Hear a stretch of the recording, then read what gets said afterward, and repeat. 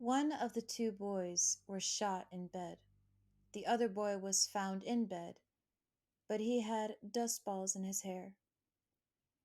Police believed he was dragged out from under his bed to be shot. When all of them were dead, except possibly Mrs. Leeds, the smashing of mirrors began, the selection of shards, the further attention to Mrs. Leeds. Graham had full copies of all the autopsy protocols in his box. Here was the one on Mrs. Leeds. The bullet entered to the right of her navel and lodged in her lumbar spine, but she died of strangulation. The increase in serotonin and free histamine levels in the gunshot wound indicated she had lived at least 5 minutes after she was shot. The histamine was much higher than the serotonin, so she had not lived more than 15 minutes. Most of her other injuries were probably, but not conclusively, post-mortem.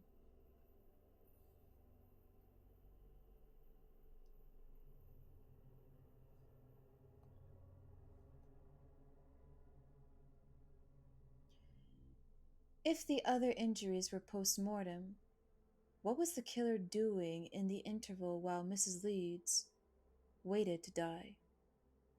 Graham wondered. Struggling with Leeds and killing the others, yes, but that would have taken less than a minute. Smashing the mirrors, but what else? The Atlanta police were thorough.